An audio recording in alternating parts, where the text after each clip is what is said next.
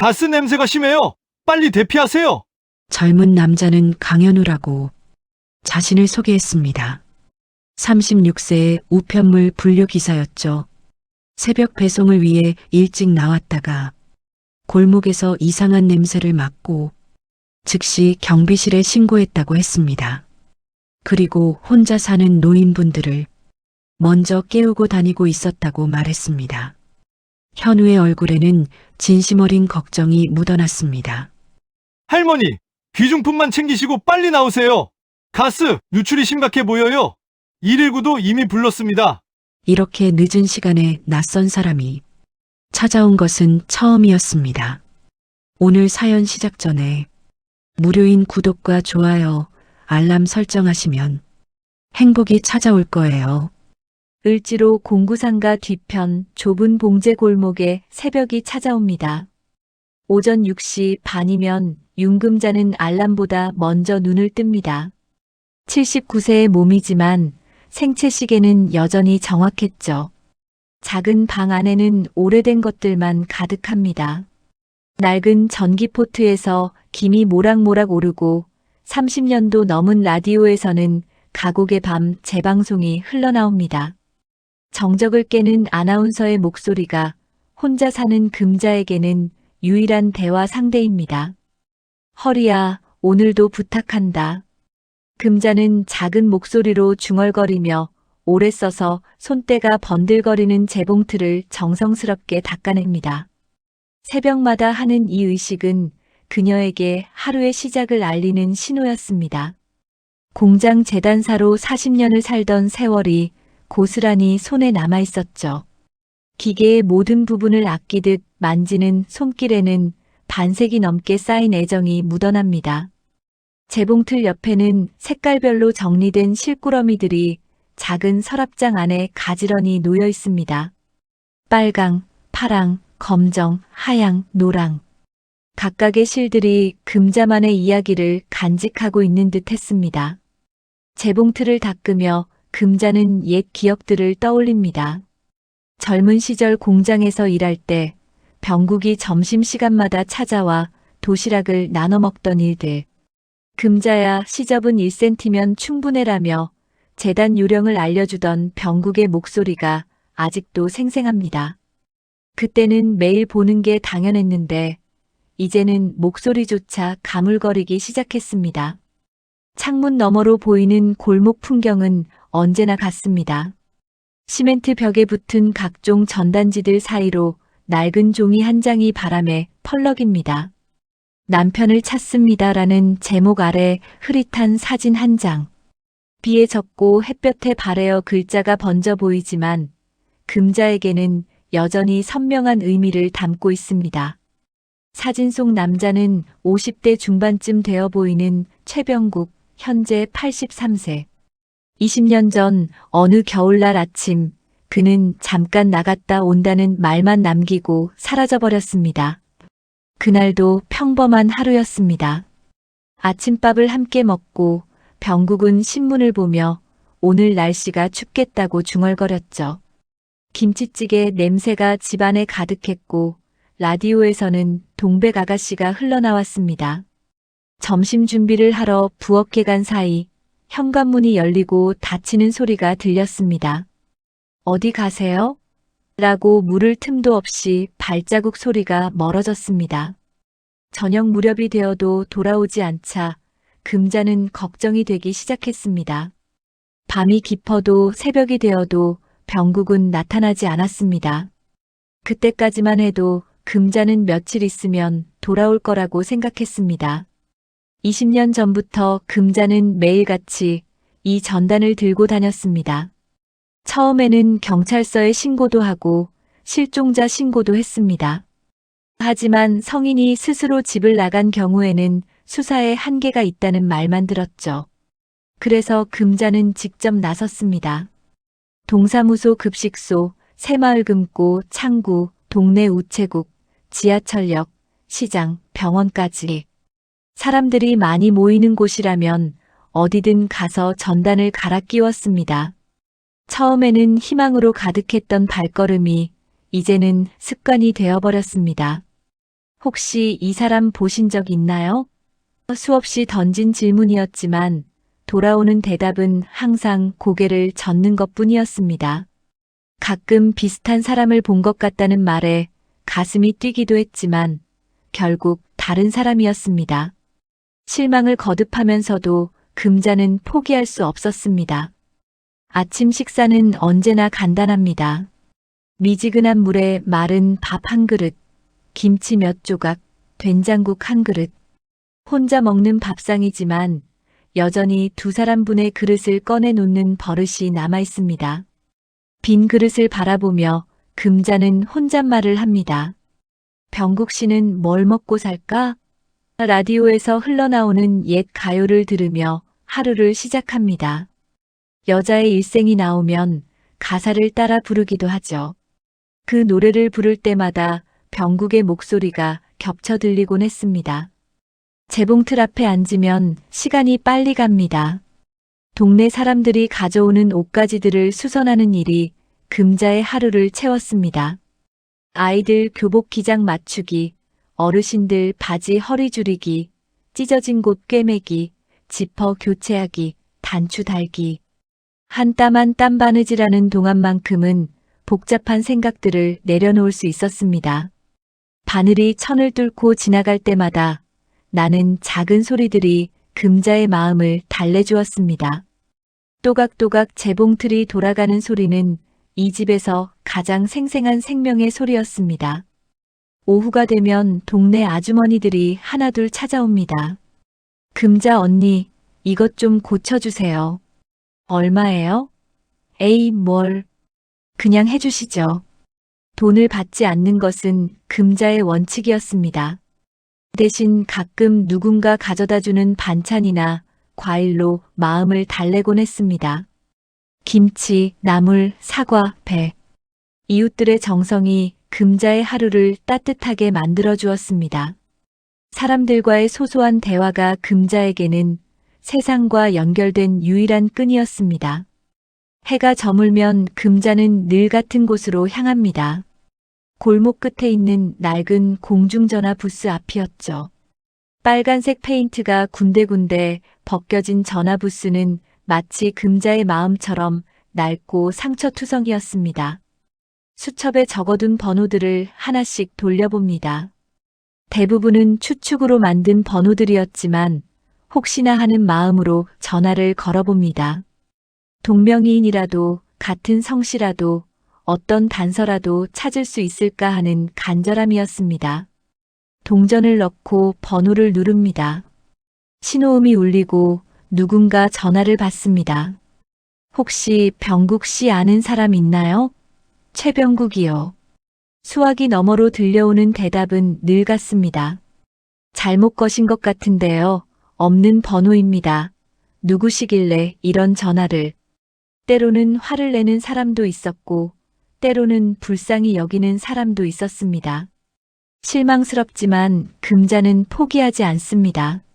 내일도 모레도 이 자리에서 전화를 걸 것입니다.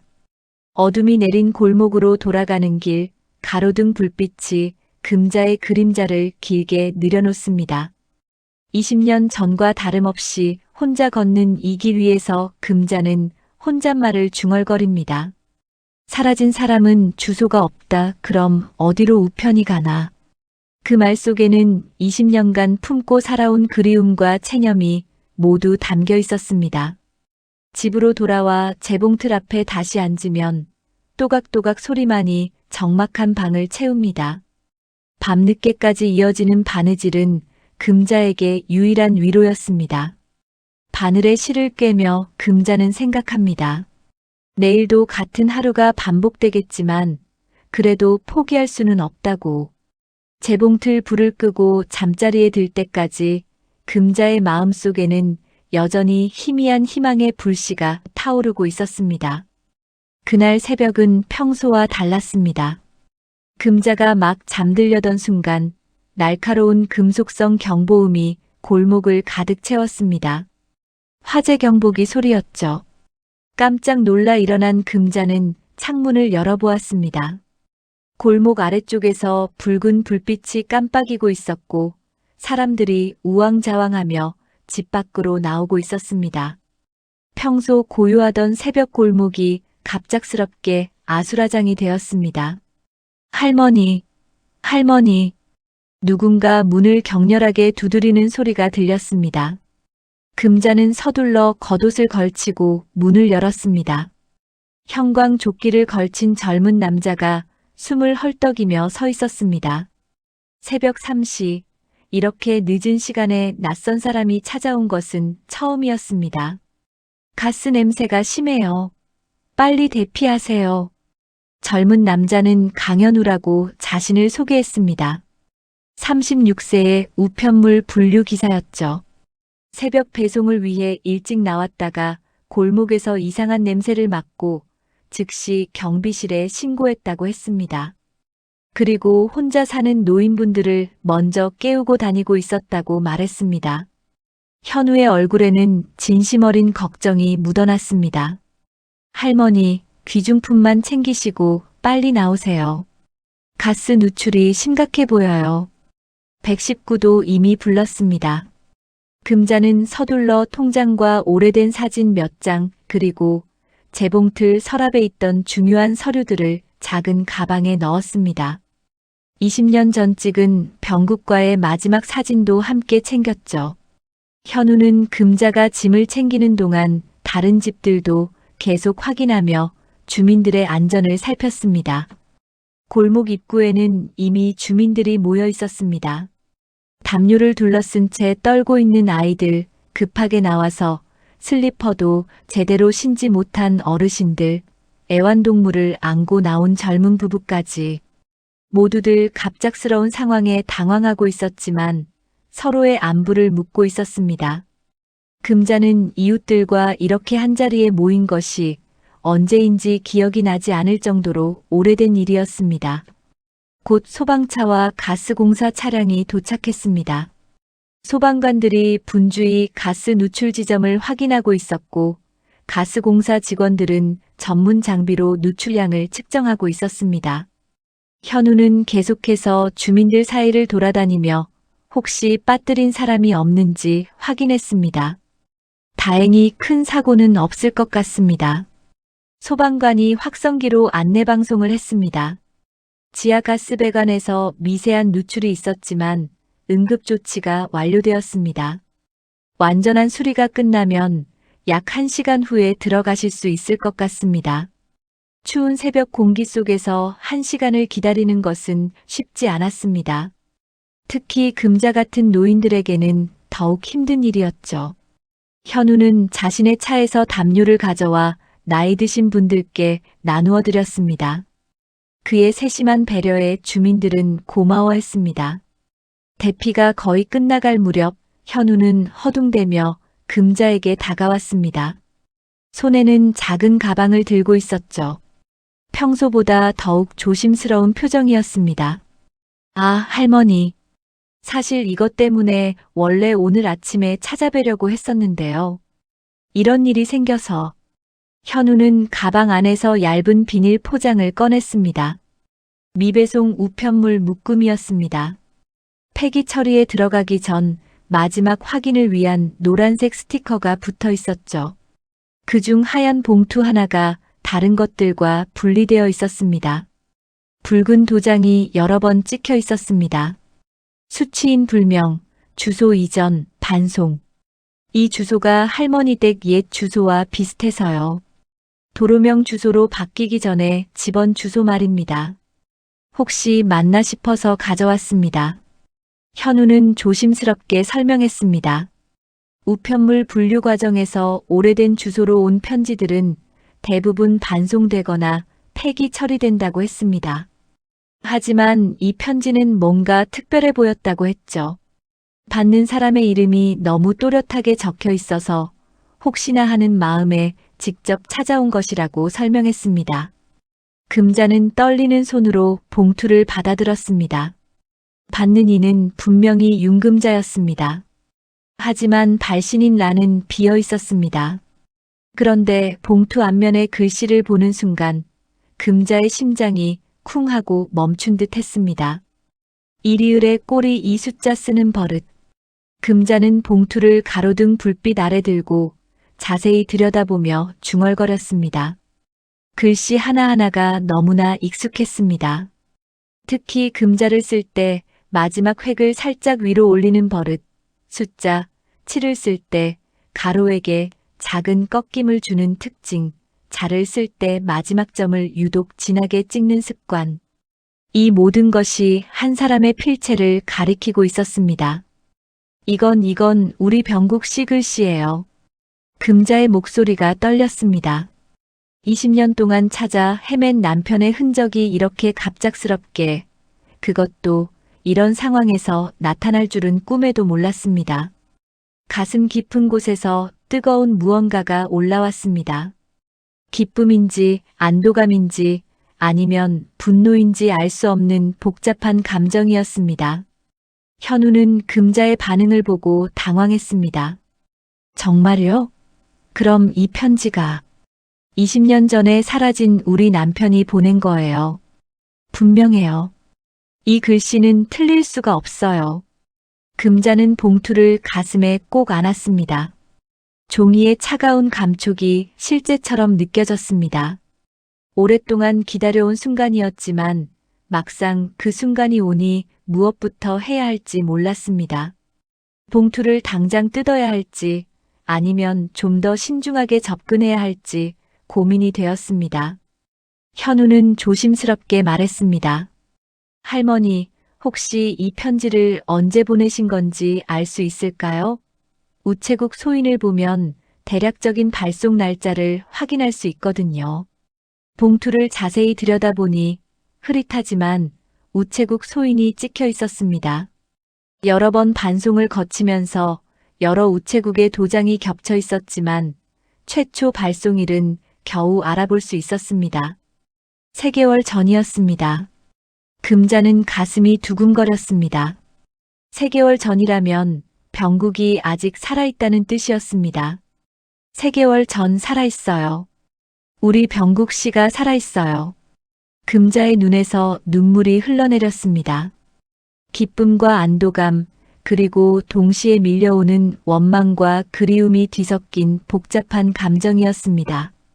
20년 동안 생사조차 모른 채 살아왔는데 남편은 편지를 보낼 수 있는 상황이었다는 사실이 마음을 복잡하게 만들었습니다.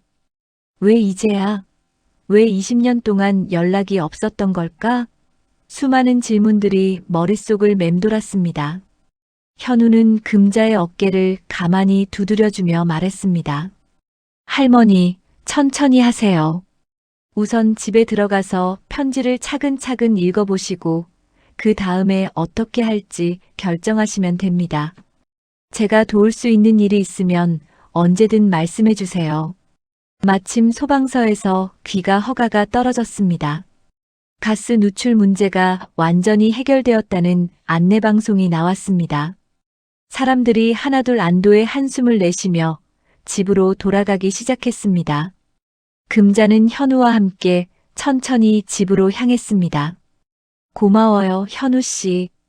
당신이 아니었다면 이 편지를 영영 못 받아볼 뻔했어요. 폐기될 뻔한 편지를 구해주셔서 정말 고마워요. 현우는 머리를 극적이며 말했습니다. 할머니, 제가 한 일은 별거 아니에요. 원래 우편물은 모두 주인에게 전달되어야 하는 거니까요. 다만 편지를 읽으시고 나서 혹시 도움이 필요하시면 언제든 말씀해 주세요. 제가 우편 관련 일을 하다 보니 이런 경우에 어떤 절차를 밟아야 하는지 조금은 알고 있거든요. 금자는 깊이 고개를 끄덕였습니다. 현우가 명함을 건네며 떠난 후 금자는 혼자 재봉틀 앞에 앉았습니다. 손안의 봉투가 너무나 소중하고 무거웠습니다. 20년 만의 편지. 그 안에는 어떤 이야기가 담겨 있을까요? 왜 연락도 없이 사라졌는지, 지금은 어디에 있는지, 건강은 괜찮은지, 그리고 왜 이제야 편지를 보낸 건지, 궁금한 것들이 산더미 같았습니다. 현우가 떠난 후 금자는 한동안 봉투만 바라보고 있었습니다.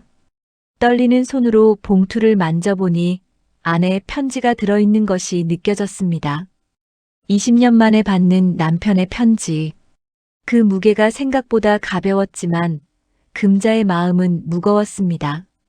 기대와 두려움이 동시에 밀려왔죠. 정말 병국 씨 글씨가 맞나? 금자는 다시 한번 확인하고 싶었습니다.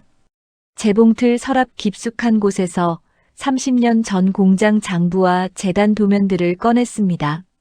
노란 종이들은 세월의 흔적으로 바스러질 것 같았지만 그 위에 적힌 글씨들은 여전히 선명했습니다. 병국이 재단선에 적어둔 특유의 표시들 마이너스 시접 1.2 밑단 3cm, 어깨선 수정 같은 메모들이 가득했습니다. 금자는 투명 필름을 꺼내어 봉투 위에 올려놓고 그 위에 오래된 도면을 겹쳤습니다. 놀랍게도 글씨의 획이 정확히 포개졌습니다. 이를 쓸 때 위쪽을 살짝 구부리는 버릇, 이에 아래쪽 곡선이 유독 둥근 특징, 센티라고 쓸 때 시옷의 길이가 다른 걸자보다 긴 습관까지 모든 것이 일치했습니다. 맞아. 분명히 우리 병국 씨 글씨야. 확신이 선 금자는 조심스럽게 봉투를 뜯었습니다. 안에서 하얀 편지지 한 장이 나왔습니다. 그런데 편지를 펼쳐보는 순간 금자는 당황했습니다. 길게 쓴 편지 대신 숫자들이 나열되어 있었기 때문입니다. 37.56, 127.0 이게 뭘까? 편지지에는 단 2줄의 숫자만 적혀 있었습니다. 그 아래에는 병국의 글씨로 짧게 금자야라고 적혀 있었지만 그것이 전부였습니다. 금자는 이해할 수 없었습니다. 20년 만에 보내는 편지가 숫자뿐이라니. 어떤 의미인지 무엇을 뜻하는 건지 도무지 알 수 없었습니다. 다음 날 아침 금자는 현우에게 전화를 걸었습니다. 현우 씨, 어제 주신 명함에 적힌 번호가 맞죠? 편지를 읽어봤는데 좀 이상해요. 현우는 점심시간을 이용해서 금자의 집을 찾아왔습니다. 편지를 본 현우도 고개를 갸우뚱했습니다. 숫자만 적혀 있네요. 혹시 암호 같은 건 아닐까요? 암호라니, 그런 걸 왜. 잠깐요. 이 숫자들 좌표 같기도 한데요. 현우는 휴대폰을 꺼내어 지도 앱을 열었습니다. 편지에 적힌 숫자를 입력하자 지도 위에 한 지점이 표시되었습니다. 서울 외곽의 어느 동네였습니다. 화면을 확대해 보니 성은 요양원이라는 글씨가 보였습니다. 요양원이에요. 할머니, 혹시 이곳에 대해 아시는 게 있나요? 금자는 고개를 저었습니다. 성은 요양원? 처음 들어보는데요. 병국 씨가 왜 요양원 좌표를? 둘은 즉시 그 좌표로 향했습니다. 현우의 차를 타고 1시간 정도 달려서 도착한 곳은 이미 문을 닫은 요양원이었습니다. 건물은 그대로 있었지만 간판은 성은 요양원에서 성은 물류창고로 바뀌어 있었습니다. 창고 앞에서 작업하던 중년 남성에게 물어보니 요양원은 10년 전에 문을 닫았다고 했습니다. 당시 환자들은 모두 다른 시설로 옮겨갔고 관련 서류들은 시 보건소로 넘어갔을 거예요. 금자와 현우는 시 보건소로 향했습니다. 보건소의 기록 보관실에서 담당 직원은 친절하게 안내해 주었습니다. 성은 요양원 자료를 찾으시는군요. 폐업한 의료기관의 환자 기록은 법정 보존 기간에 따라 관리하고 있습니다. 다만 개인정보 보호를 위해 본인이나 직계 가족만 열람이 가능해요. 금자는 결혼증명서와 신분증을 제출했습니다. 남편을 찾고 있어요. 최병국이라는 사람인데 혹시 이 요양원에 계셨는지 확인하고 싶어요. 담당 직원은 컴퓨터를 검색해 보더니 고개를 끄덕였습니다. 최병국님 기록이 있네요. 잠시만 기다려주세요. 잠시 후 직원은 파일을 들고 나왔습니다. 2010년부터 2012년까지 입소 기록이 있습니다. 자진 입소하신 것으로 되어 있고 보호자 연락처는 공란으로 되어 있네요. 자진 입소요? 병국 씨가 스스로 들어갔다는 말인가요? 네, 기록상으로는 그렇습니다. 입소 사유는 초기 치매 증상으로 인한 자발적 보호 요청이라고 되어 있어요. 금자는 충격을 받았습니다. 병국이 치매에 걸려서 스스로 요양원에 들어갔다는 것이었습니다. 그렇다면 왜 가족에게 말하지 않았을까요? 왜 혼자서 그런 결정을 내린 걸까요? 그런데 여기 퇴소 기록도 있네요. 2012년에 다른 시설로 전원하신 것 같아요. 전원 사유는 가족 연락 두절로 인한 무연고자 처리 후 타 시설 이관이라고 되어 있습니다. 현우가 물었습니다. 어느 시설로 옮겨가신 건가요? 기록상으로는 평강요양원이라고 되어 있어요. 하지만 이 시설도 몇 년 전에 폐업했을 거예요. 요즘 요양원들이 자주 바뀌거든요. 금자는 머리가 복잡해졌습니다. 병국이 치매에 걸려서 요양원을 전전하고 있다는 사실, 그리고 가족 연락처가 없어서 무연고자로 처리되었다는 사실이 가슴을 아프게 했습니다. 혹시 현재 어느 시설에 계신지 추적할 수 있을까요? 담당 직원은 안타까운 표정을 지었습니다. 무연고자의 경우 시설 간 이동 기록을 찾기가 쉽지 않아요. 다만 사회복지통합관리망을 통해 검색해 볼 수는 있습니다. 시간이 좀 걸릴 거예요. 금자는 민원 서류에 도장을 꾹 눌렀습니다. 재봉틀 발판을 밟듯 마음도 한번 꾹 밟았습니다. 이제 막 실마리를 찾았는데 포기할 수는 없었습니다. 현우는 금자의 손을 잡으며 말했습니다. 할머니, 너무 걱정하지 마세요. 기록이 있다는 것은 추적할 수 있다는 뜻이에요. 시간이 걸리더라도 끝까지 찾아봅시다.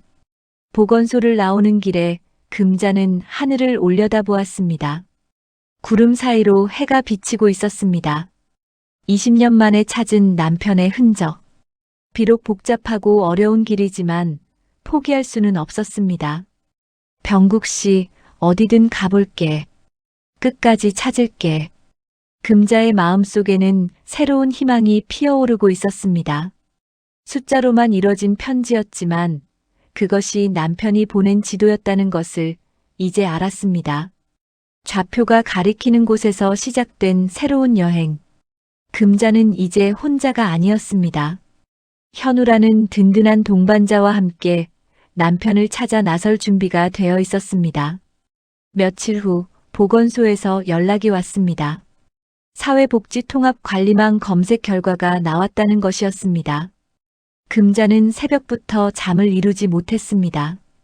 드디어 병국의 행적을 찾을 수 있을지도 모른다는 기대감과 동시에 혹시 좋지 않은 소식일지도 모른다는 불안감이 교차했습니다. 현우와 함께 보건소를 찾은 금자의 손은 계속 떨리고 있었습니다. 담당 직원은 복잡한 표정으로 두꺼운 서류 뭉치를 내밀었습니다. 최병국님의 이동 경로를 찾았습니다. 생각보다 복잡하네요. 서류를 펼쳐놓고 직원이 설명하기 시작했습니다. 성은요양원에서 시작해서 평강요양원으로, 그 다음에는 소망요양원으로 옮겨가신 것 같아요. 총 3번의 시설 변경이 있었습니다. 각 시설에서 2년에서 3년 정도씩 계셨네요. 현우가 서류를 자세히 들여다보며 물었습니다. 왜 이렇게 자주 옮겨 다니신 건가요? 본인이 원해서 옮기신 건가요? 아니요. 대부분 시설 사정 때문인 것 같아요. 요양원 폐업이나 운영주체 변경 때문이죠. 2010년대 초반에는 요양원 업계가 많이 불안정했거든요. 정부 지원금 문제, 운영비 부족, 시설 기준 미달 등으로 시설들이 자주 문을 닫았다가 다른 이름으로 다시 열곤 했어요. 금자는 서류를 한 장 한 장 넘기며 병국의 기록을 살펴보았습니다. 입소일, 퇴소일, 건강상태, 복용약물, 보호자 연락처. 보호자 연락처란은 계속 공란으로 되어 있었습니다. 남편이 혼자서 이렇게 여러 곳을 전전했다는 사실이 가슴을 아프게 했습니다. 혹시 병국 씨가 왜 보호자 연락처를 적지 않으셨을까요? 금자가 조심스럽게 물었습니다. 담당 직원은 잠시 망설이더니 답했습니다. 기록을 보면 초기 치매 진단을 받으셨네요. 아마도 가족에게 부담을 주기 싫어서 연락처를 일부러 적지 않으신 것 같아요. 가끔 그런 분들이 계세요. 그런데 마지막 기록이 좀 이상해요. 담당 직원이 조심스럽게 말을 이었습니다. 소망요양원에서의 기록이 2015년 3월에 갑자기 끊어져 있어요. 보호자 미확인 상태에서 실종, 관할서 신고라고 되어 있네요. 실종이요? 금자의 목소리가 떨렸습니다. 겨우 실마리를 찾았다고 생각했는데 또 다른 실종 사건이었습니다. 네, 어느 날 갑자기 시설에서 나가신 후 돌아오지 않으셨다고 하네요. 당시 관할 경찰서에 신고는 했지만 성인의 경우 자발적으로 나간 것으로 판단해서 적극적인 수사는 이뤄지지 않았던 것 같아요. 특히 치매 환자의 경우에는 금자는 의자에 주저앉을 것 같았습니다. 심장이 쿵 하고 떨어지는 느낌이었습니다.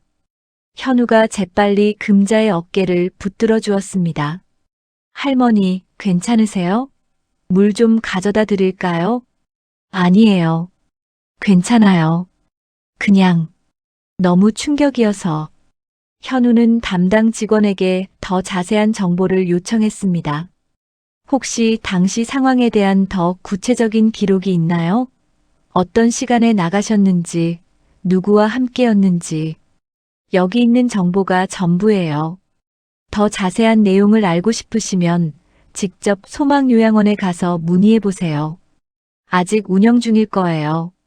보건소를 나온 금자와 현우는 곧바로 소망요양원으로 향했습니다.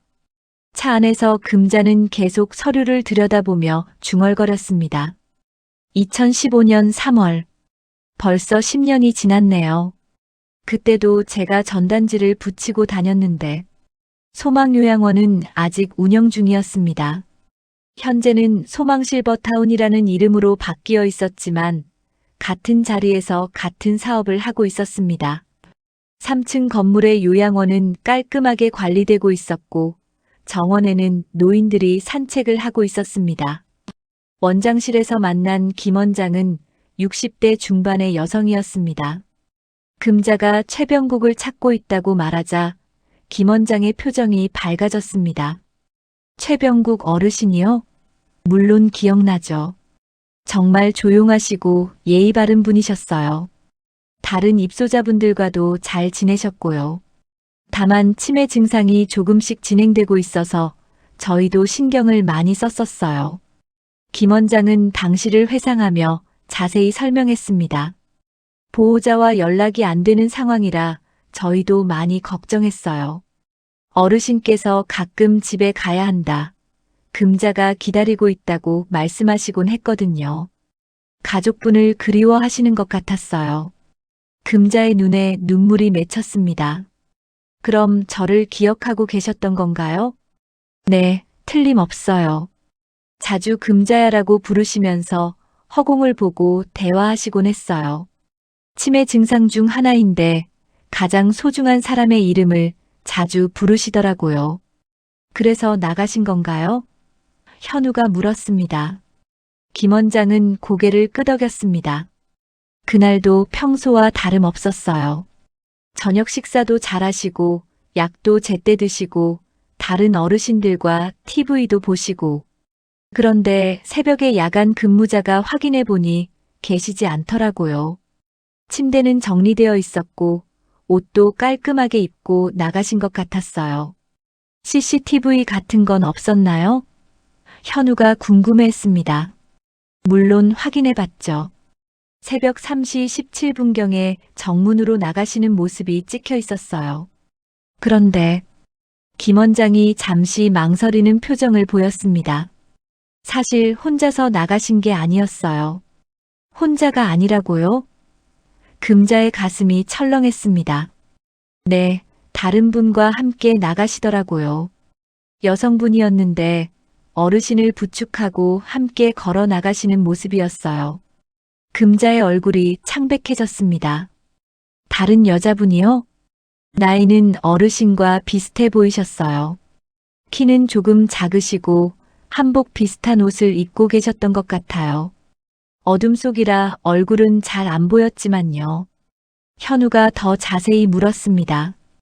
혹시 그 여성분이 요양원에 어르신을 만나러 온 적이 있나요? 그게 기록상으로는 없어요. 면회 기록에는 없지만 간병사들 말로는 가끔 요양원 주변에서 어르신을 지켜보는 여성분이 있었다고 하더라고요. 다만 직접 면회를 신청한 적은 없었어요.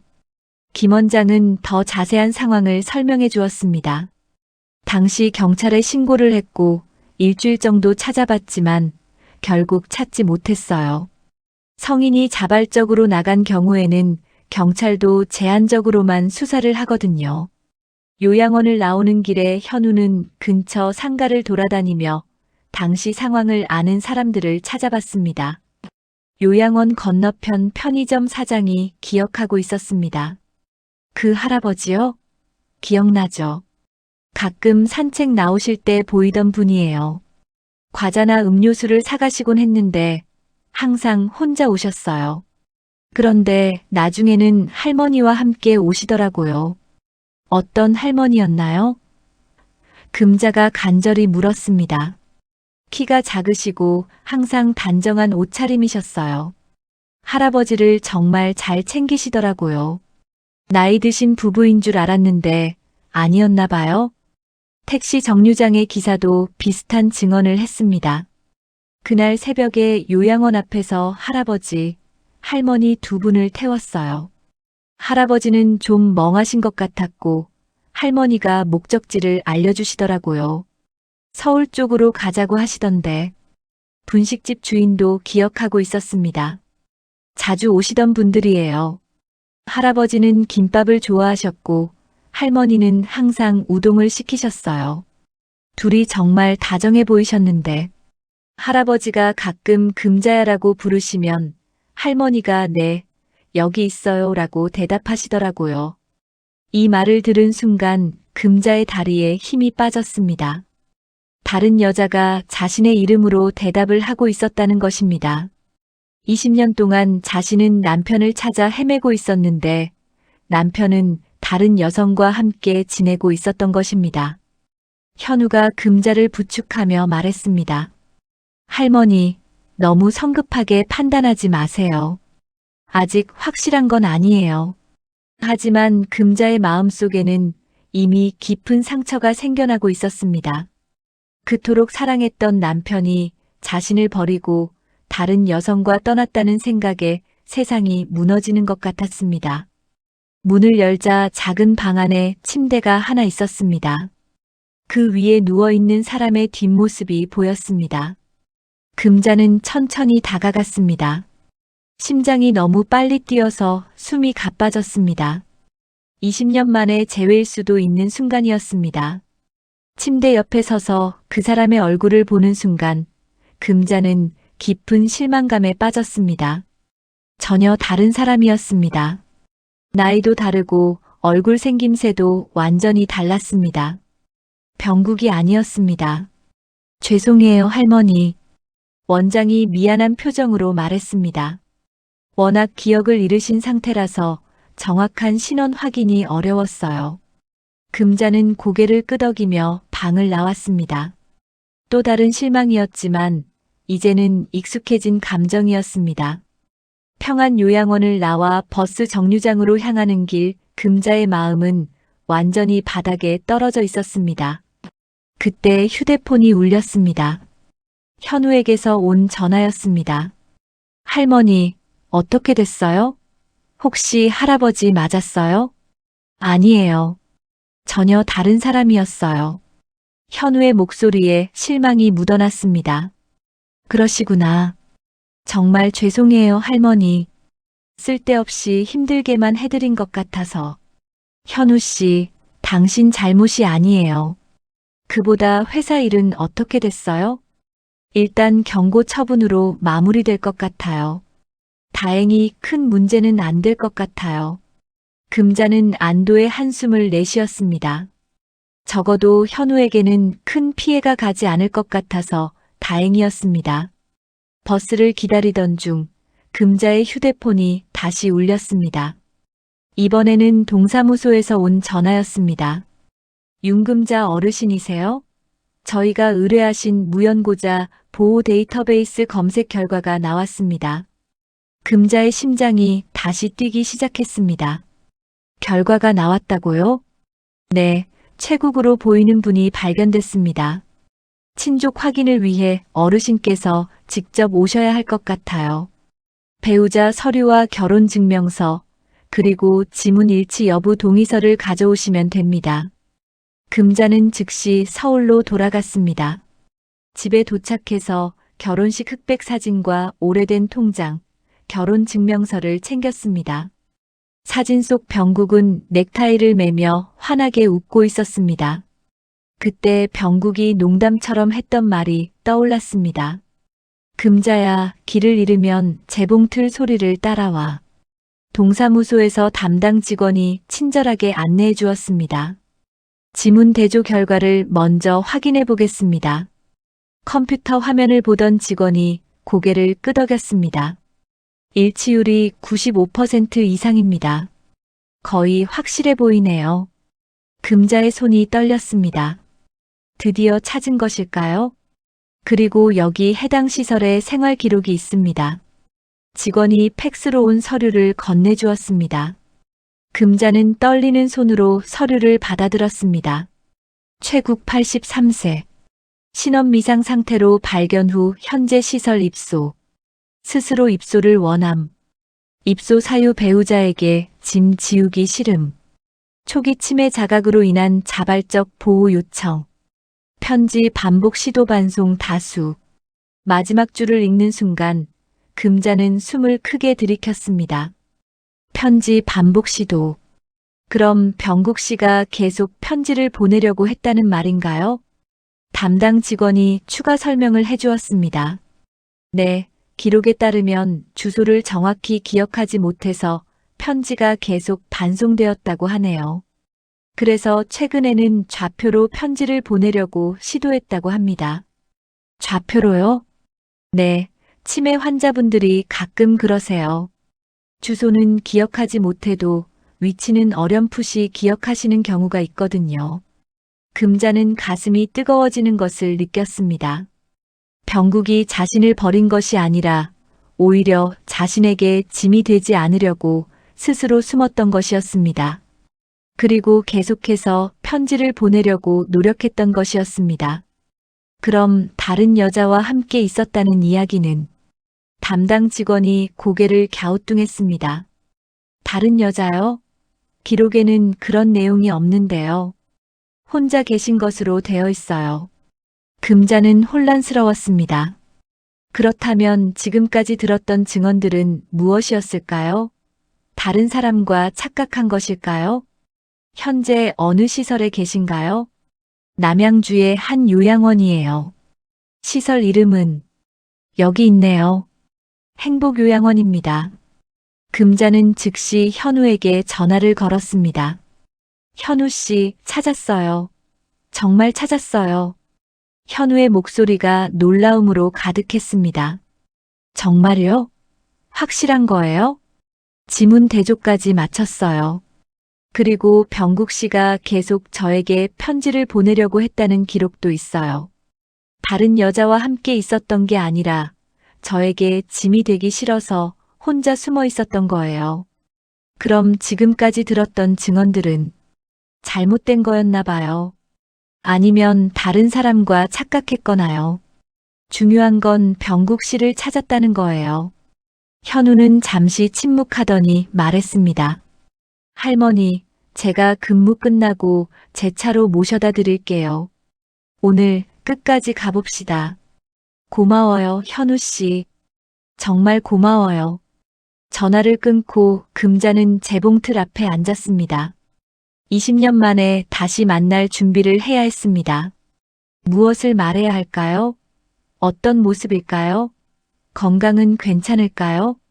금자는 오래된 사진첩을 꺼냈습니다. 젊은 시절 병국과 함께 찍은 사진들이 가득했습니다. 공장에서 일할 때, 결혼식 때, 나들이 갔을 때, 행복했던 시간들의 기록이었습니다. 병국 씨, 이제 정말 만날 수 있겠네요. 금자는 눈물을 훔치며 중얼거렸습니다. 원망의 실이 스르르 풀리듯 마음이 가벼워졌습니다. 병국이 자신을 떠난 것이 아니라 사랑했기 때문에 멀어졌다는 것을 이제 알 수 있었습니다. 저녁 무렵 현우가 도착했습니다. 금자는 정성스럽게 차린 옷을 입고 나왔습니다.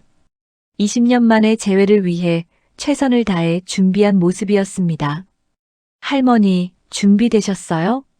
네, 이제 정말 끝까지 가봅시다. 차 안에서 금자는 계속 사진을 들여다보았습니다. 병국은 어떤 모습일까요? 자신을 기억할까요? 치매가 많이 진행되었을까요? 걱정과 기대가 교차했습니다.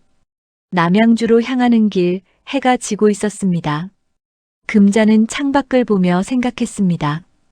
20년의 긴 여행이 드디어 끝나가고 있다고.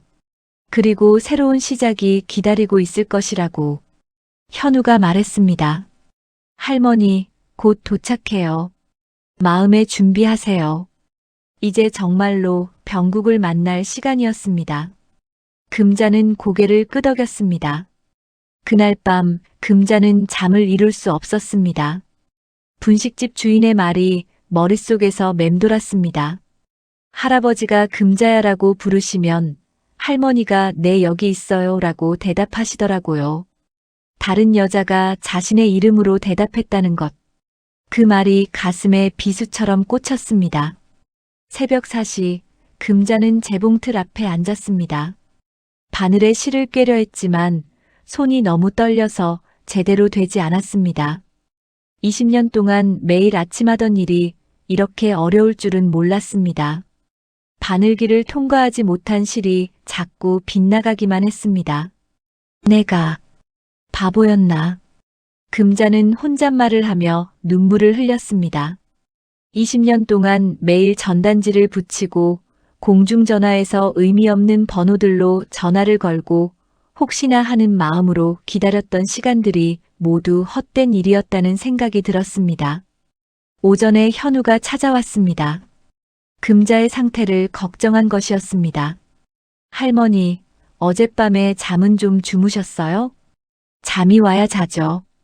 현우 씨, 정말 고마웠어요. 이제 그만하시겠어요. 현우는 당황했습니다. 뭘 그만한다는 거예요? 아직 끝나지 않았잖아요.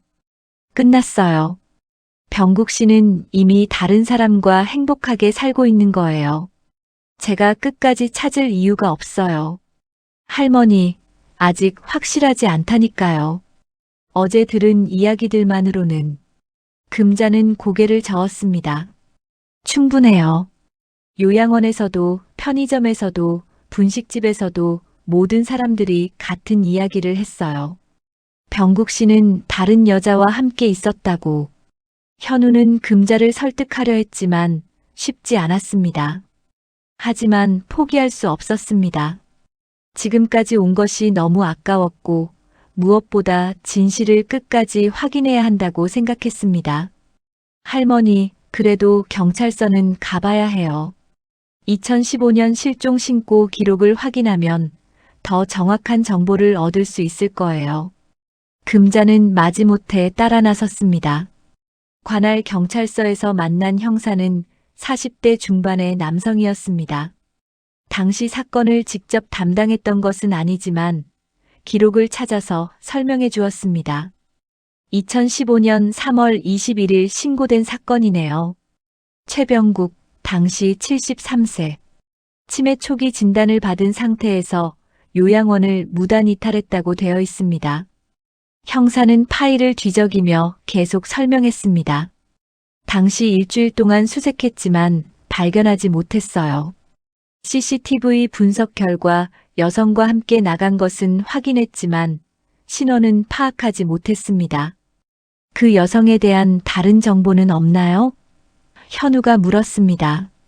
택시기사 진술에 따르면 서울 방향으로 이동했다고 하는데 정확한 목적지는 확인되지 않았어요.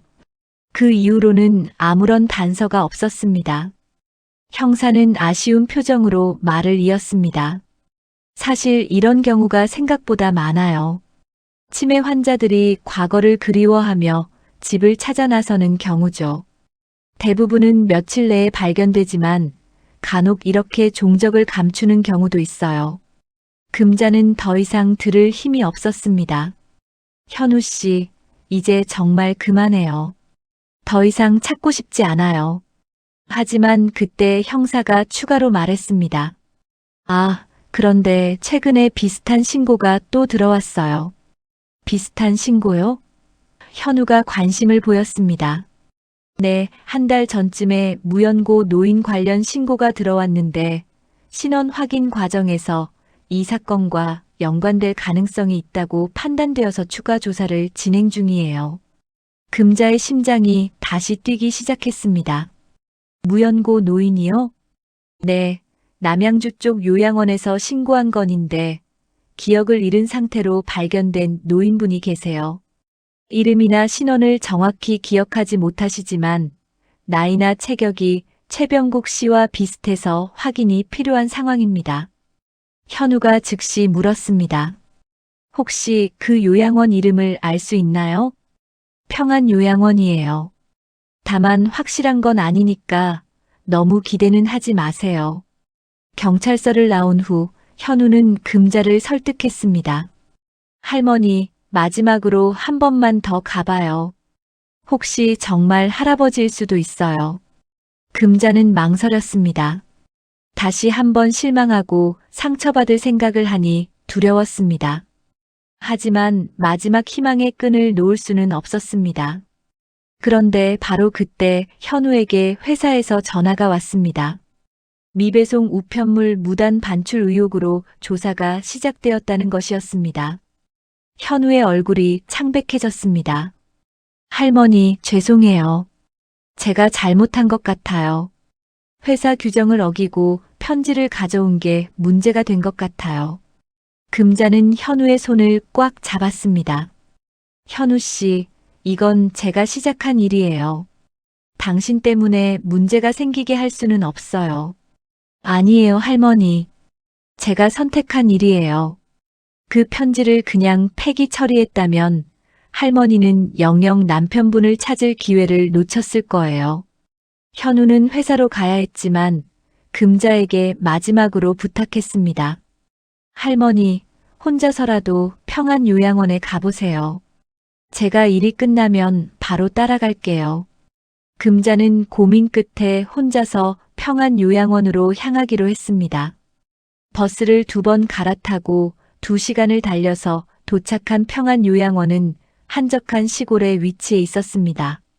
조용하고 깔끔한 시설이었지만 금자의 마음은 복잡했습니다. 원장을 만나서 사정을 설명하자 원장은 고개를 끄덕였습니다. 아, 그 어르신 말씀이시군요. 한 달 전에 길에서 쓰러진 채로 발견되어서 저희가 임시 보호하고 있어요. 어떤 상태인가요? 기억을 거의 잃으신 상태예요. 이름도 주소도 가족도 기억하지 못하세요.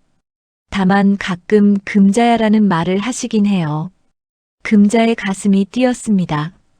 드디어 찾은 것일까요? 아니면 또 다른 실망일까요? 만나볼 수 있을까요? 물론이죠. 다만 어르신 상태가 좋지 않으니까 너무 놀라지 마세요. 원장을 따라 복도를 걸어가는 금자의 다리는 후들거렸습니다. 20년 만에 재회가 될 수도 있는 순간, 과연 그 문 너머에는 누가 기다리고 있을까요? 금자는 마음의 준비를 하며 천천히 걸음을 옮겼습니다. 문 앞에 서자 원장이 조심스럽게 말했습니다. 할머니, 준비되셨으면 들어가 보세요. 금자는 깊게 숨을 들이쉬고 문손잡이를 돌렸습니다. 그 순간 20년의 세월이 마침내 끝날지도 모른다는 생각에 심장이 터질 듯 뛰었습니다. 남양주의 행복요양원에 도착한 것은 저녁 7시가 조금 넘은 시간이었습니다. 작은 2층 건물의 요양원은 따뜻한 불빛으로 가득했습니다. 정문 옆 화단에는 바람에 방울토마토 잎사귀가 살랑살랑 흔들리고 있었고 어디선가 저녁 식사 준비하는 냄새가 은은하게 풍겨왔습니다. 현우가 차를 세우자 금자는 한동안 움직이지 못했습니다. 20년을 기다려온 순간이 이렇게 갑작스럽게 찾아올 줄은 몰랐습니다. 가슴이 두근거려서 숨이 가빠졌습니다. 할머니, 괜찮으세요? 천천히 하셔도 돼요. 현우의 따뜻한 말에 금자는 깊게 숨을 들이쉬었습니다. 네, 괜찮아요. 이제 정말 가봐야죠. 요양원 로비에는 몇 명의 어르신들이 TV를 보고 계셨습니다. 간병사가 친절하게 맞아주었습니다. 어떻게 오셨어요? 최병국 어르신을 만나러 왔습니다. 가족인데요. 간병사의 얼굴이 밝아졌습니다. 아, 최 어르신이요? 드디어 가족분이 오셨네요. 어르신이 얼마나 기다리셨는지 몰라요. 어르신 상태는 어떤가요? 금자가 조심스럽게 물었습니다. 치매 진행은 있으시지만 오늘은 특별히 컨디션이 좋으신 편이에요. 오늘 오후에는 노래도 따라 부르셨어요. 가끔 그런 좋은 날이 있거든요. 간병사는 금자를 2층으로 안내했습니다.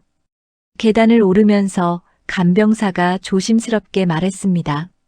어르신이 가끔 금자야라고 부르시면서 누군가를 찾으세요. 혹시 아내분이신가요? 네. 그래요. 그럼 정말 기뻐하실 거예요. 어르신이 항상 누군가를 기다리고 계셨거든요.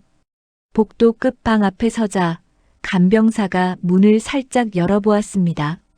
어르신, 손님이 오셨어요. 금자는 떨리는 발걸음으로 방에 들어섰습니다. 창가 의자에 앉아있는 남자의 뒷모습이 보였습니다. 백발이 성성한 머리, 조금 구부정해진 어깨.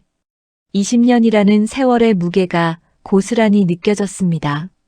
금자는 한 걸음, 또 한 걸음 조심스럽게 다가갔습니다. 심장이 터질 듯 뛰고 있었습니다.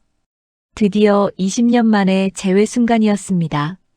병국 씨, 떨리는 목소리로 남편의 이름을 부르는 순간 의자에 앉아있던 남자가 천천히 고개를 돌렸습니다. 주름이 깊게 패인 얼굴, 흐려진 눈동자. 하지만 분명히 최병국이었습니다. 금자의 눈에서 눈물이 쏟아졌습니다. 20년 동안 그리워했던 그 얼굴이었습니다. 비록 많이 늙고 야위었지만 여전히 자신이 사랑했던 그 사람이었습니다. 병국은 금자를 한동안 바라보았습니다.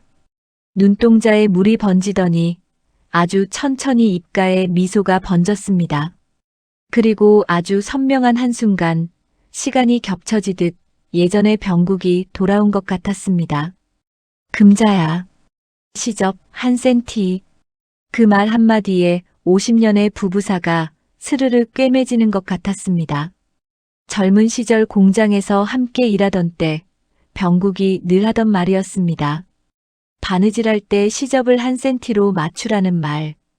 그 말을 들으면서 금자는 확신했습니다. 이 사람이 정말 자신의 남편이라는 것을. 금자는 병국의 손을 꽉 잡았습니다. 거칠어진 손이지만 여전히 따뜻했습니다. 병국 씨, 왜 나한테 말도 없이 갔어요? 병국은 잠시 멍한 표정을 짓다가 단어를 더듬거리며 대답했습니다. 아버지, 그 병 닮아갈까? 무서웠어. 병국의 아버지는 치매로 돌아가셨습니다. 병국이 어릴 때 본 아버지의 모습이 두려웠던 것입니다. 자신도 그렇게 될까봐, 사랑하는 아내에게 짐이 될까봐 무서웠던 것이었습니다. 전단지 붙이고 다닐 내 얼굴 상상만 해도. 병국은 말끝을 놓쳤습니다. 하지만 금자는 이해할 수 있었습니다. 남편은 자신이 치매에 걸려 금자를 힘들게 할 것을 걱정했던 것입니다. 그래서 스스로 떠났던 것이었습니다. 편지. 몇 번이고, 주소가. 병국은 또다시 단어를 더듬었습니다. 편지를 보내려고 했지만 주소를 정확히 기억하지 못해서 계속 반송되었다는 뜻이었습니다. 금자는 고개를 끄덕였습니다. 알아요. 도로명 주소로 바뀌고 재개발도 있었고 우체국 스탬프가 다 말해줬어요. 금자는 병국의 손을 더욱 꽉 잡았습니다. 병국 씨, 그동안 많이 힘들었죠? 혼자서 이렇게 여러 곳을 다니면서. 병국은 금자의 얼굴을 계속 바라보았습니다. 때로는 알아보는 듯 하다가도 때로는 멍한 표정을 지었습니다. 치매의 영향으로 기억이 왔다 갔다 하는 것 같았습니다. 간병사가 조심스럽게 말했습니다. 어르신이 평소보다 많이 또렷하세요. 가족분을 만나서 그런 것 같아요. 현우는 멀찍이 서 이 광경을 지켜보고 있었습니다. 감동적인 재회 장면을 보며 그의 눈가에도 물기가 맺혔습니다. 한 통의 편지에서 시작된 여행이 이렇게 아름다운 결말을 맞는 것을 보니 가슴이 뭉클했습니다. 금자는 병국에게 말했습니다. 병국 씨, 이제 걱정하지 마세요. 제가 여기 있어요. 당신 혼자 두지 않을게요. 병국은 금자의 손을 꽉 잡으며 미소를 지었습니다.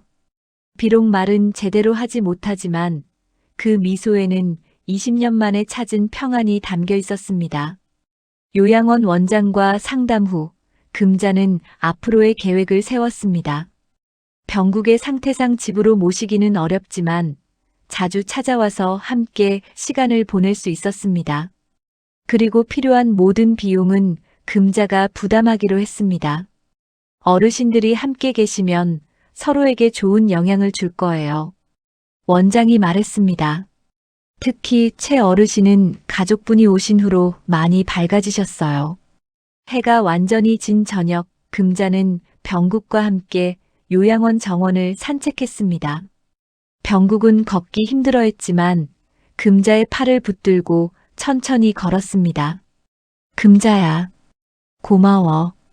병국이 어렵게 말했습니다. 짧은 말이었지만 그 안에는 20년간 하지 못했던 모든 말이 담겨 있는 것 같았습니다. 금자는 눈물을 흘리며 대답했습니다. 병국 씨, 제가 더 고마워요. 당신을 다시 찾을 수 있어서. 밤하늘에는 별이 총총히 떠 있었습니다. 20년 전에도 이런 밤하늘을 함께 봤었죠. 이제는 다시 함께 별을 볼 수 있게 되었습니다. 비록 예전과는 다른 모습이지만 그래도 함께 할 수 있다는 것만으로도 충분했습니다. 현우가 조심스럽게 다가와서 말했습니다. 할머니, 저희 이제 돌아가야 할 것 같아요. 내일 또 오시면 되니까요. 금자는 병국과의 작별 인사를 했습니다. 병국 씨, 내일 또 올게요. 기다리고 있어요. 병국은 고개를 끄덕이며 금자의 손을 놓았습니다. 헤어지기 아쉬워하는 표정이었지만 내일 다시 만날 수 있다는 것을 이해하는 것 같았습니다. 요양원을 나서는 금자의 발걸음은 가벼웠습니다. 20년 만에 남편을 찾았다는 기쁨과 안도감이 온몸을 감쌌습니다. 좌표로 시작된 여행이 드디어 목적지에 도착한 것입니다. 그 후 몇 달이 지났습니다. 금자는 매주 3번씩 남양주의 행복요양원을 찾았습니다. 버스를 2번 갈아타고 2시간을 가는 여행이었지만 금자에게는 전혀 힘들지 않았습니다. 오히려 병국을 만날 생각에 발걸음이 가벼웠습니다. 요양원에서 금자는 다른 환자들의 옷단을 고쳐주는 일을 하게 되었습니다. 재봉틀을 가져와서 작은 작업실을 만들어 주셨던 것입니다. 할머니들의 치마 기장을 맞춰주고 할아버지들의 바지 허리를 줄여주고 찢어진 곳을 꼼꼼히 꿰매주었습니다. 요양원 사람들은 금자를 바느질 선생님이라고 불렀습니다. 금자 선생님, 이 옷도 좀 고쳐주세요. 어머, 이렇게 깨끗하게 고쳐주시니 새 옷 같아요. 사람들의 고마운 말에 금자는 뿌듯함을 느꼈습니다. 병국을 만나러 온 것이었지만 다른 어르신들에게도 도움이 되고 있다는 것이 기뻤습니다. 병국과는 매번 만날 때마다 함께 라디오를 들었습니다. 가곡의 밤이 나오면 병국은 가사를 따라 부르려고 노력했습니다. 여자의 일생이 나올 때면 병국은 눈을 감고 음악에 몰입했습니다. 그럴 때의 병국은 마치 예전의 모습으로 돌아간 것 같았습니다. 금자야, 이 노래 좋아했지? 병국이 어렵게 말했습니다. 치매 때문에 말이 어눌해졌지만 여전히 금자에 대한 기억은 남아 있었습니다. 맞아요, 병국 씨. 우리가 젊었을 때 자주 들었던 노래예요. 금자는 병국의 손을 잡고 함께 노래를 들었습니다. 비록 완전하지는 않지만 이렇게 함께 있을 수 있다는 것만으로도 행복했습니다. 어느 봄날이었습니다. 벚꽃이 요양원 마당에 눈처럼 날리는 오후였습니다. 금자는 평소처럼 병국의 방을 찾았습니다. 병국은 창가에 앉아서 벚꽃이 날리는 것을 바라보고 있었습니다. 병국 씨, 벚꽃이 예쁘죠? 금자가 말을 걸었지만 병국은 대답하지 않았습니다. 가만히 다가가 보니 병국은 조용히 잠들어 있었습니다. 얼굴에는 편안한 미소가 떠 있었고 눈가에는 실처럼 가는 미소가 남아 있었습니다. 병국 씨? 금자가 다시 불러보았지만 병국은 깨어나지 않았습니다. 간병사를 불러서 확인해 보니 병국은 평화롭게 세상을 떠난 상태였습니다. 고통스러워하거나 괴로워한 흔적은 전혀 없었습니다. 그저 벚꽃을 바라보며 조용히 잠든 것처럼 편안해 보였습니다. 금자는 병국의 이마에 손을 얹고 조용히 속삭였습니다. 병국 씨, 이제 편히 쉬세요. 당신이 남긴 좌표, 이제 내 마음에도 찍혔어요. 원망은 여기 두고 갈게요. 병국의 장례는 조용히 치렀습니다. 요양원 사람들과 현우, 그리고 몇몇 이웃들이 참석했습니다. 금자는 울지 않았습니다. 슬프지 않아서가 아니라 병국과 다시 만날 수 있었다는 것만으로도 감사했기 때문입니다. 장례를 마친 후 현우가 금자에게 다가왔습니다. 할머니, 괜찮으세요? 네, 괜찮아요. 병국 씨와 마지막에 함께할 수 있어서 다행이에요. 현우는 조심스럽게 말했습니다. 그런데 할머니, 제가 회사 조사받을 때 알게 된 게 있어요. 무엇을요? 그 편지 말이에요. 사실 폐기 처리되기 직전이 아니었어요. 제가 일부러 가져온 거예요. 금자는 놀랐습니다. 일부러요? 현우는 머리를 극적이며 말했습니다. 배송하면서 할머니를 몇 번 본 적이 있었거든요. 항상 창가에서 누군가를 기다리시는 모습이. 그래서 혹시나 해서 편지를 확인해 봤더니 할머니 이름이 적혀 있더라고요. 그래서 가져온 거예요? 네, 그냥 버려지기에는 아까웠어요. 누군가 할머니를 찾고 있을 수도 있겠다는 생각이 들어서요. 금자는 현우의 손을 꽉 잡았습니다. 현우 씨, 정말 고마워요. 당신이 아니었다면 병국 씨를 영영 못 만났을 거예요. 현우는 부끄러운 듯 고개를 숙였습니다. 제가 한 일은 별거 아니에요. 그 편지는 버려졌다면 영영 못 만났겠죠. 금자는 가방에서 그 편지 봉투를 꺼냈습니다. 20년의 여행을 시작하게 해준 소중한 편지였습니다. 현우 씨, 이걸 당신이 가지세요. 저요? 왜요? 당신이 구해낸 건 우편물이 아니라 사람의 시간이에요.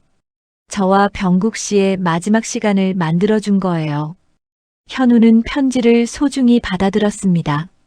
할머니, 제가 정말 잘한 일이었나요? 물론이에요. 당신은 사람들을 이어주는 일을 하고 있어요. 우편 배달원은 단순히 편지만 배달하는 게 아니라 사람과 사람 사이의 마음을 전달하는 거죠. 그 후로 금자의 일상에는 변화가 생겼습니다. 창가에 새로운 전단이 붙었습니다. 봉제 재능기부, 옷수선, 무료 어르신 요양원 우선. 이제는 남편을 찾는 전단이 아니라 다른 사람들을 도우려는 전단이었습니다. 동네 사람들의 반응은 뜨거웠습니다. 옷수선을 맡기러 오는 사람들이 줄을 이었습니다. 특히 혼자 사는 어르신들이 많이 찾아왔습니다. 금자는 옷을 고쳐주면서 그들의 이야기도 들어주었습니다. 금자 언니, 이 치마 좀 줄여주세요. 살이 빠져서 헐렁해졌어요. 어머, 이렇게 예쁘게 고쳐주시니까 10년은 더 젊어 보여요. 동네 사람들은 이제 금자를 재봉틀 할머니가 아닌 편지를 완성해준 사람으로 불렀습니다. 20년간 남편을 찾아 헤맨 이야기가 알려지면서 사람들은 금자의 사랑과 끈기에 감동했습니다. 밤마다 재봉틀이 또각또각 돌아갔습니다. 금자는 발판을 밀며 중얼거렸습니다. 도망치라던 총각이 남긴 건 내 남편의 필체였고 나의 길이었네. 현우는 가끔 금자를 찾아와서 안부를 물었습니다. 할머니, 요즘 어떻게 지내세요? 바빠요. 할 일이 너무 많아서요. 그래도 좋으시겠어요. 많은 사람들에게 도움이 되시니까요. 금자는 미소를 지었습니다. 병국 씨가 남긴 마지막 선물 같아요. 혼자 살던 제게 새로운 이유를 준 거죠. 어느 날 저녁 금자는 재봉틀 앞에서 마지막 한 땀을 놓았습니다. 오늘도 여러 사람들의 옷을 고쳐주었습니다.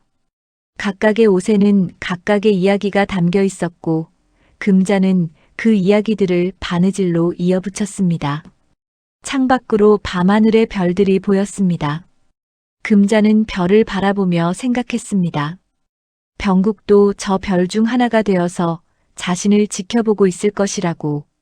병국 씨, 고마웠어요. 당신 덕분에 제가 해야 할 일을 찾았어요. 그리고 마지막 한 땀.